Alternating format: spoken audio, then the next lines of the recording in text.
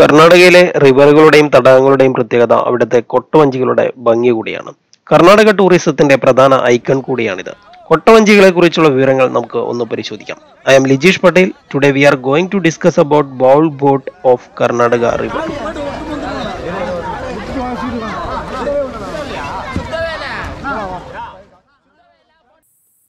കർണാടകയിലെ നദികൾക്ക് കേരളത്തെ അപേക്ഷിച്ച് പല പ്രത്യേകതകളുമുണ്ട്. അതിൽ പ്രധാനപ്പെട്ടത് അവിടുത്തെ ഒട്ടുമിക്ക നദികളിലും മുതലകൾ ഉണ്ടാവും എന്നതാണ്. അതായത് കേരളത്തിലെ പോലെ ഓടിച്ചാടി പുഴയിലേക്കാണ്ട് ഇറങ്ങിയാലേ എപ്പോ മുതലകളുടെ വായിലായി എന്ന് ചോദിച്ചാൽ മതി. മറ്റൊരു പ്രത്യേകത, മിക്ക സമയത്തും ഈ പുഴകളിൽ വെള്ളം ഉണ്ടാവില്ല എന്നതാണ്. വെള്ളമില്ലാതെ പാറക്കെട്ടുകൾ പുഴയിൽ മുഴച്ച് അങ്ങനെ നിൽക്കും. നാട്ടിലെ പോലെ ഓടിച്ചാടി പുഴയിലേക്കാണ്ട് ഇറങ്ങിയാലേ പാറക്കെട്ടുകൾ തട്ടി എത്ര എല്ലിന്റെ എണ്ണം കൂടി എന്ന് ചോദിച്ചാൽ മതി. മഴ പെയ്താലോ വെള്ളം ഒരു മയവും ഇല്ലാതെ അങ്ങനെ കുത്തി ഒഴുകുകയും ചെയ്യും. വെള്ളമുണ്ടാൽ പുഴയുടെ ഭംഗി കൊട്ടത്തോണിയുടേത് കൂടിയാണ്.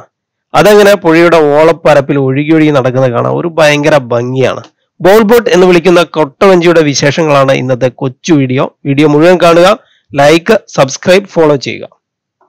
മുളകൊണ്ട് കെട്ടി ഫ്രെയിമുണ്ടാക്കി പ്ലാസ്റ്റിക് ചാക്കോ ഫ്ലക്സോ ഉപയോഗിച്ച് ചുറ്റി വരഞ്ഞ് പുറംഭാഗത്ത് താർ ഉപയോഗിച്ച് ഒട്ടിച്ച് ഉറപ്പിച്ചാണ് കൊട്ടവഞ്ചി ഉണ്ടാക്കുന്നത്. വഞ്ചി ഉണ്ടാക്കുന്ന പരമ്പരാഗത തൊഴിലാളികളുണ്ട്. അവരിൽ നിന്നും വാങ്ങിയ തോണിയിലാണ് ഈ പുഴയിലൊക്കെ ഒഴുകി നടക്കുന്നത്. ഒരു വഞ്ചിക്ക് 6000 രൂപയാണ് വില. ഈ വില ഓരോരോ സ്ഥലങ്ങൾക്കനുസരിച്ച് ചെറിയ വാരി ഈ വിലയിൽ ഉണ്ടായിരിക്കും. ഈ കൊട്ടവണ്ടി എങ്ങനെയാ ഉണ്ടാക്കുക? இங்கே கொட்டஞ்சி ஆள் கொட்டஞ்சி ரெடி பண்ணி கொடுக்குதுண்ணா. ஒரு கொட்டை ரேட்டு 6000 ரூபா ஆகுது. 6000 ரூபா. என்னெல்லாம் இருக்குது இதில்? இந்த முளை இருக்குது, அப்புறம் பை இருக்குது, தார் இருக்குது. தார் அதான் அடியில் தார் இருக்கும். ஆமாம். உள்ள இது இருக்கா? இது மூங்கில் இருக்குது. இது என்ன முளை? மூங்கில். அதான் மூங்கில். ஓகே. அதுக்கு ஃப்ரேம் போட்டு அதுக்குள்ளே இந்த ஷீட்டு போட்டுரும். ஆமாம். கவர் போட்டு அதுக்கு மேலே தார் போட்டு. தார். ஓகே. அதுதான் தார் தான் தண்ணியில். ஆமாண்ணா. அதான் மெதின்னு இருக்கும். இதில் வந்து 1000 கிலோ வெயிட்டு தாங்கும். ஓ, 1000 kg தாங்கும். ஓகே. இது பண்ணதுக்கு எவ்வளோ ரேட் வருது? 6000 ரூபா வருது. 6000. யாரு பண்ணும் இங்கே? நிறைய நம்ம கொட்டஞ்சி ஆள் ரெடி பண்ணி கொடுக்கு. இந்த ஒகேனக்கல்ல டோட்டலாக எவ்வளோ இருக்கும் கொட்டவஞ்சி? 400 கொட்டஞ்சி இருக்கு. 400? எல்லாருமே ஊருக்காரு தானே? ஊருக்காரங்க தானே. அவுட் சைடில் இருந்து எல்லாமே எங்கள் ஊருக்கு ஆளுங்க தான் கொட்டஞ்சி ஆள் ஓட்டுறோம். எல்லாம் மீன் பிடிக்கிற ஆளுங்க தான் கொட்டஞ்சி ஓட்டும். ഓ, அப்படியா? ചെറിയ വഞ്ചി ആയതുകൊണ്ട് തന്നെ ഇതിന് പാറക്കെട്ടുകൾക്കിടയിലൂടെ അങ്ങനെ വെട്ടിച്ചൊക്കെ സഞ്ചരിക്കാൻ ഇതിന് സാധിക്കും. നമ്മുടെ വഞ്ചികളെ അപേക്ഷിച്ച് വെള്ളത്തിന് താഴേക്ക് ഇതിന് കുറച്ച് ഭാഗമേ ഉള്ളൂ. അതിനാൽ കുറഞ്ഞ വെള്ളത്തിലൂടെ ഈ വഞ്ചികൾക്ക് സഞ്ചരിക്കാൻ സാധിക്കും. ഈ വഞ്ചി ഇങ്ങനെ പാറക്കെട്ടുകളുടെ ഇടയിലൂടെ, അതായത് ചെറിയ വെള്ളത്തിൽ കുറഞ്ഞ വെള്ളമുള്ള സ്ഥലത്തു കൂടെയൊക്കെ ഇങ്ങനെ പോകുമ്പോൾ അതിൽ കയറി ഇരുന്നിട്ട് ഇങ്ങനെ യാത്ര ചെയ്യാനൊക്കെ ഒരു പ്രത്യേക സുഖം തന്നെയാണ്. ഏത് ടൂറിസ്റ്റ് കേന്ദ്രത്തിൽ ചെന്നാലും ഈ കൊട്ടവഞ്ചിക്കാരെ വക ഒരു കറക്കലുണ്ട്. അത് ഒരു സ്പെഷ്യൽ ഒരു പരിപാടിയാണ്. ലോകം മുഴുവൻ അങ്ങനെ കറങ്ങണത് പോലെ നമുക്ക് ഇങ്ങനെ തോന്നും. ഇങ്ങനെ കറക്കണമെങ്കിൽ ഒരു നല്ല എക്സ്പീരിയൻസ് തന്നെ വേണം. വ്യത്യസ്ത അനുഭവമാണ് ഈ കറക്കൽ. ഒരു കറക്കലൊക്കെ കഴിഞ്ഞ് തല ചുറ്റി ഇങ്ങനെ ഇരിക്കുമ്പോഴേ ഒരു പ്രത്യേക സുഖമാണെന്ന് പ്രത്യേകിച്ച് അങ്ങോട്ട് പറയേണ്ടതില്ലല്ലോ. ഈ പുഴയിലൂടെ ഒക്കെ ഒഴുകണത് പോലെ തന്നെ ഈ വഞ്ചി ഇടയ്ക്ക് കരയിൽ കൂടെ ഇങ്ങനെ നടക്കുകയൊക്കെ ചെയ്യും കേട്ടോ. നമ്മുടെ നാട്ടിലെ നീണ്ട പുഴകളെ പോലെ അല്ലാത്തന്നെ അല്ലേ, ചിലയിടത്ത് നിന്ന് മറ്റൊരിടത്തേക്ക് ഈ വഞ്ചീനെ എടുത്ത് നടന്ന് ഇങ്ങനെ പോകണം.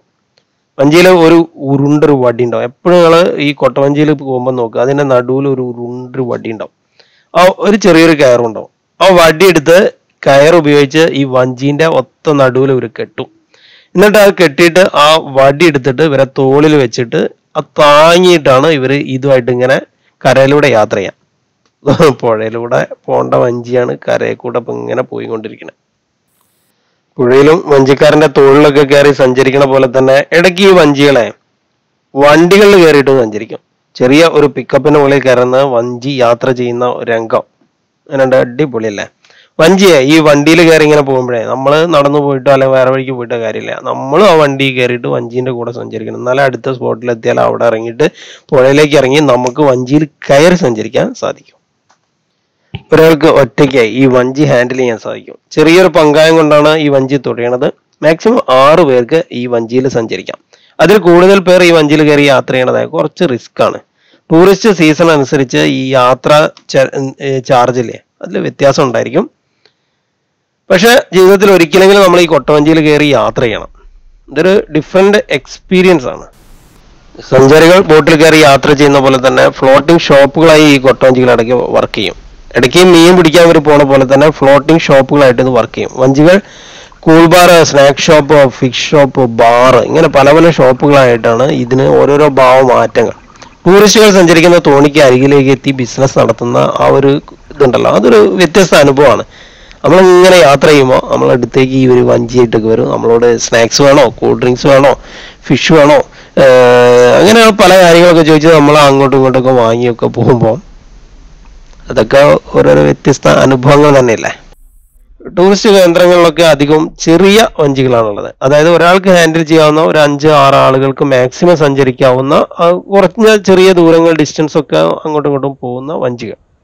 പക്ഷേ ചില കടവുകളിലൊക്കെ വലിയ വഞ്ചികളുണ്ട്. അതായത് ബൈക്കുകൾ കയറ്റി കൊണ്ടുപോകണം. ഒരു സ്ഥലത്ത് നിന്ന് അപ്പുറത്തേക്ക് റോഡില്ല, പക്ഷെ 2 സൈഡിൽ റോഡ് ഉണ്ടെങ്കിൽ വഞ്ചികളിൽ ബൈക്കൊക്കെ കയറ്റിയിട്ട് അപ്പുറത്തേക്ക് കൊണ്ടുപോകും. അങ്ങനെയുള്ള ഒരു വഞ്ചിയാണ്, വലിയ വഞ്ചിയാണ് ഈ വരണത്.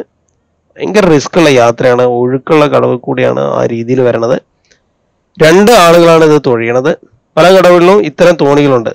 ഈ തോണികളുടെ ഓരോരോ വ്യത്യാസങ്ങളാണ്. അതാണ് നമ്മളിപ്പം കണ്ടുകൊണ്ടിരിക്കുന്നത്. ഓടിത്തള്ളുന്ന കുട്ടവഞ്ചികളെ വിശ്രമിക്കുന്നത് കണ്ടിട്ടുണ്ടോ? കടലിൽ നിന്ന് കയറിയിട്ട് ഈ ആമകൾ കരയിൽ കയറി ഇങ്ങനെ കിടക്കൂലെ, ഒന്നിച്ചിങ്ങനെ നിരന്ന് കിടക്കൂലെ, ആ ഒരു ലുക്ക് ആൻഡ് ഫീൽ ആണ് കേട്ടോ ഈ കമിഴ്ത്തിയിട്ടിരിക്കുന്ന ഈ വഞ്ചികൾ കാണുമ്പോൾ. വെള്ളത്തിൽ കിടക്കുമ്പോൾ മലർന്നും കരയ്ക്ക് കമിഴ്ന്നുമാണ് ഈ വഞ്ചികളുടെ ഒരു രീതി. വഞ്ചികൾക്ക് നടുവിലൂടെ ഇങ്ങനെ നമുക്ക് ഇങ്ങനെ നടന്നു നോക്കട്ടെ. നമ്മളിങ്ങനെ പുഴയെ കൂടെ വഞ്ചികളുടെ ഇടയിൽ നടന്നിട്ടുണ്ട്, കരയെ കൂടെ ഇടയ്ക്ക് നടക്കണം. ആ ഒരു നടത്താണ് ഇപ്പൊ നടന്നുകൊണ്ടിരിക്കുന്നത്. മഴക്കാലമായാലേ ഈ വഞ്ചിക്കാർക്ക് ചാകരയാണ്. അത് മീനിന്റെ ചാകരയല്ല കേട്ടോ.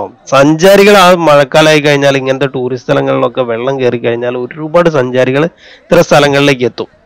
ബാംഗ്ലൂരിൽ നിന്നൊക്കെ, ബാംഗ്ലൂരിന്റെ പരിസര പ്രദേശങ്ങളിലെ കാവേരിയിലേക്കൊക്കെ ഒരുപാട് ആളുകൾ കൂട്ടായിട്ട് വരും. ആ സമയത്ത് ഭയങ്കര തിരക്കുണ്ടാകുമ്പോൾ ഇതൊരു ചാകരയാണ് ഈ തോണിക്കാർക്ക്. വെള്ളം ഇല്ലാത്തപ്പോഴേ ഈ സ്ഥലത്തേക്ക് തിരിഞ്ഞു നോക്കാത്ത ആളുകളെ, വെള്ളം ഉള്ളപ്പോഴേ കുടുംബക്കാരെയും കൂട്ടുകാരെയും കുട്ടികളെയും ഭാര്യേനെയും ഭർത്താവിനെയും ഒക്കെ കൂട്ടി വന്ന് വഞ്ചിയിൽ കയറാൻ കരയിൽ എത്ര നേരം വേണമെങ്കിലും കാത്തിരിക്കും. നല്ല ആരോഗ്യമുള്ളവർക്ക് ഈ വഞ്ചികൾ തുഴയാൻ സാധിക്കും. പാറക്കെട്ടുകളിലൂടെ പോകുന്ന സഞ്ചാരികളുടെ സുരക്ഷ വഞ്ചി ഓടിക്കുന്ന തോഴിക്കാരന്റെ കൈകളിലാണ്. നമ്മൾ തമിഴ്നാട് ഒക്കെ ഒരുപാട് എക്സ്പ്ലോർ ചെയ്തിട്ടുണ്ട്. പക്ഷെ കർണാടക വേണ്ട വിധത്തിൽ മലയാളികൾ എക്സ്പ്ലോർ ചെയ്തിട്ടുണ്ടോ എന്ന് നമ്മൾ ശ്രദ്ധിക്കേണ്ടതാണ്. കാരണം നമ്മൾ തൊട്ടടുത്ത പ്രദേശമാണ്. ഒരുപാട് കാടുകളും അങ്ങനെയൊക്കെയുള്ള കാടുകളുടെ ഒക്കെ സംരക്ഷണത്തിനും പ്രകൃതിയുടെ സംരക്ഷണത്തിനൊക്കെ വളരെ ശ്രദ്ധ ചെലുത്തി ടൂറിസത്തിന് ഭയങ്കര പ്രാധാന്യം നൽകുന്ന, അതിനു വേണ്ടിയിട്ട് നല്ല രീതിയിൽ അത് മെയിൻറ്റെയിൻ ചെയ്യുന്ന ഒരു സംസ്ഥാനമാണ് കർണാടക. നമ്മൾ അവിടെ പോണോ? കർണാടകയിലെ പല സ്ഥലങ്ങളിലും, കർണാടക ഓരോ സ്ഥലങ്ങളും ടൂറിസ്റ്റ് കേന്ദ്രങ്ങൾ തന്നെയാണ്. അത് ആസ്വദിക്കാൻ വേണം. ആ കർണാടകയിലെ ഒരു മെയിൻ അട്രാക്ഷനാണ് ഈ ഒരു വഞ്ചി, ഈ ഒരു റൗണ്ടഡ് വഞ്ചി. വഞ്ചിയുടെ ഈ ഒരു വീഡിയോ, ഈ തോണിയിൽ സഞ്ചരിച്ച ഒരു ഫീലിംഗ് ഈ ഒരു വീഡിയോ കണ്ടപ്പോൾ ഉണ്ടായി എന്ന് വിചാരിക്കുകയാണ്. വീഡിയോ ഒരു വ്യത്യസ്ത അനുഭവമായി എന്ന് വിശ്വസിക്കുന്നു. തുടർ വീഡിയോകൾ മിസ് ചെയ്യാതിരിക്കുക, ഫോളോ ചെയ്യുക, സബ്സ്ക്രൈബ് ചെയ്യുക. Thank you.